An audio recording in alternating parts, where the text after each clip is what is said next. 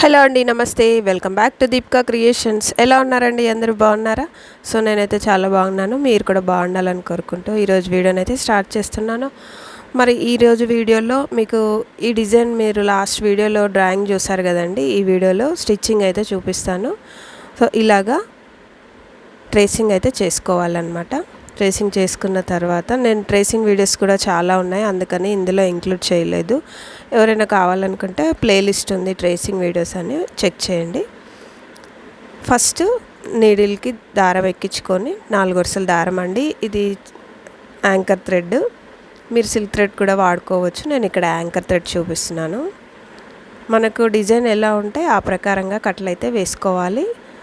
గుర్తుపెట్టుకోండి, కార్నర్కి ఆపోజిట్గా నీడిల్ వచ్చేటట్లుగా పెట్టుకొని నీడిల్ పైకి దారం వేసుకోవాలి. సో ఇదిగోండి, ఇక్కడ చూపిస్తున్న కార్నర్కి ఆపోజిట్లో పెట్టుకోవాలన్నమాట నీడిల్. ఆ తర్వాత నీడిల్ పైన దారం వేసుకోవాలి. సో మొత్తం ఇలాగే అన్ని కార్నర్స్ కూడా మనకు డిజైన్ ఎలా అయితే ఉందో అలాగా వేసుకోవాలన్నమాట కట్లు. కచ్ వర్క్లో ట్యుటోరియల్ వీడియోస్ మన ఛానల్లో చాలానే ఉన్నాయండి. ఒకసారి ఎవరైనా ఫస్ట్ టైం చూస్తుంటే చెక్ చేయండి.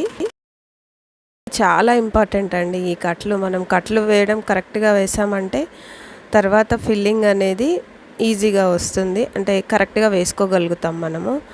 ఒకవేళ రాంగ్ వేశారంటే కట్లు ఫిల్లింగ్ కూడా రాంగ్ పోతుంది అనమాట. సో అందుకని కట్లు కేర్ఫుల్గా చూడండి. నేను చెప్పేదానికంటే మీరు చూస్తేనే అర్థమవుతుంది. ఇదిగోండి, ఇక్కడ నేను ఫస్ట్ అయితే డిజైన్ ఎలా ఉందో అలాగే వేసేస్తున్నాను అనమాట కట్లు. వీడియో చివరి దాకా చూడండి, స్కిప్ చేయకుండా చూస్తేనే మీకు అర్థమవుతుంది. చూస్తున్నారు కదండి, ఇలాగా ఇప్పటి వరకు నేను ఎక్కడ కింద నుంచి అయితే దారం నీడిల్ అయితే తీయలేదు. ఎలా అయితే ఉందో అలాగే వేస్తూ వచ్చేసాను. సో ఈ ఫ్లవర్ మీద కూడా నేను చాలా వీడియోస్ అయితే tutorial videos, blouse design videos కూడా ఈ సింగిల్ ఫ్లవర్ మీద చాలా ఉన్నాయి మన ఛానల్లో. ఎవరైనా ఫస్ట్ టైం చూస్తున్నట్లయితే ఒకసారి అవి చెక్ చేయండి, మీకు ఈజీగా అర్థమవుతుంది. సో ఇది కూడా మీరు జాగ్రత్తగా చూస్తున్నట్లయితే ఇందులో కూడా ఈజీగా అర్థమైపోతుంది అనమాట. సో ఇక్కడ చూస్తున్నారు కదండి, ఇప్పుడు మనకి ఇక్కడ 2 హారిజంటల్ లైన్స్ వచ్చాయి.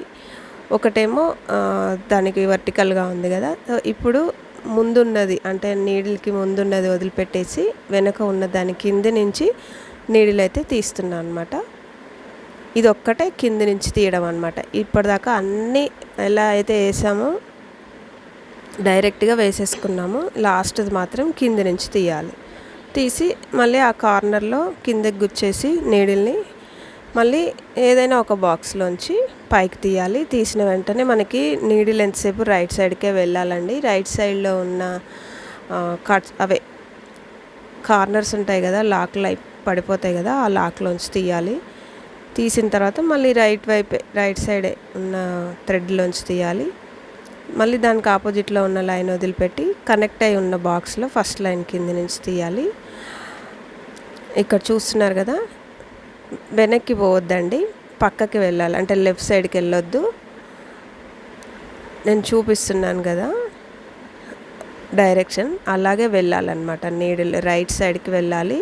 ఇప్పుడు ఈ బాక్స్ మొత్తం మనం ఫిల్ చేసుకున్న తర్వాతనే ఇంకొక బాక్స్లోకి వెళ్ళాలన్నమాట. ఓకేనా? మీకు స్టిచ్ చేస్తుంటే అర్థమవుతుందండి. ఫస్ట్ టైం ఎవరైనా చూస్తున్నట్లయితే కేర్ఫుల్గా చూడండి. అలాగే ఈ స్టిచ్ మాకు వచ్చు, మాకు అవసరం లేదు అని అనుకునే వాళ్ళైతే స్కిప్ చేసేయచ్చు. లేదా చూస్తే కొత్త విషయం, అంటే కొత్తగా మనకి ఎంత వచ్చిందైనా సరే ఏదైనా ఒక విషయము మళ్ళీ చూస్తే కొత్త విషయం అర్థమవుతుందండి. ఇది నేను చాలాసార్లు ఎక్స్పీరియన్స్ చేశాను. ఈ కచ్ వర్క్ విషయం అనే కాదు, ఏ విషయం అయినా సరే.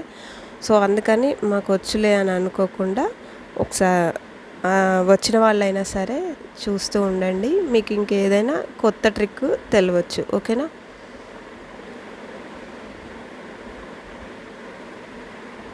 ఇప్పుడు పక్కనే మళ్ళీ దానికి కనెక్ట్ అయి ఉన్న ఇంకొక బాక్స్లోంచి ఫస్ట్ లైన్ కింద నుంచి తీయాలండి. అంతే, ఇంకా ఆ బాక్స్ వదిలేసి మళ్ళీ ఇంకొక బాక్స్లో ఫస్ట్ లైన్ కింద నుంచి తీయాలి. ఓకేనా?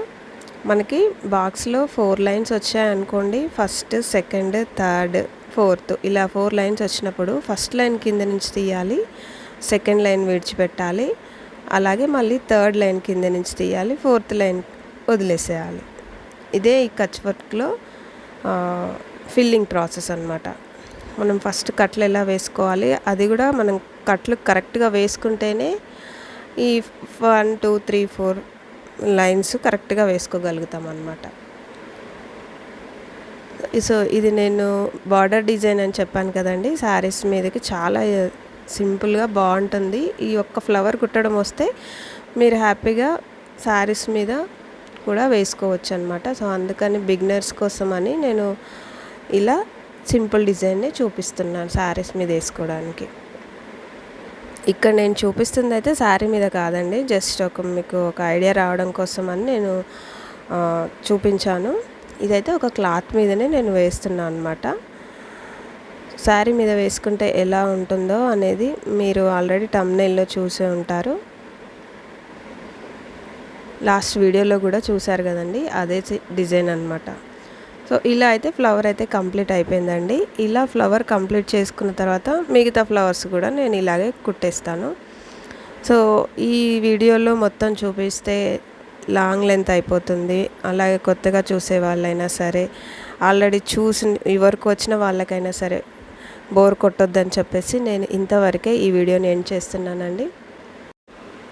నెక్స్ట్ వీడియోలో మిర్రర్ వర్క్ ఇంకా కింద బార్డరు చూపిస్తానండి. సో ఇక్కడ దాకా చూస్తున్నారంటే మీకు ఏదో ఒక పాయింట్లో నచ్చే ఉంటుంది కదా. సో ప్లీజ్ లైక్ చేసి వెళ్ళండి. అలాగే ఫస్ట్ టైం చూస్తున్నట్లయితే సబ్స్క్రైబ్ చేసుకోండి ఛానల్ని. Thank you for watching.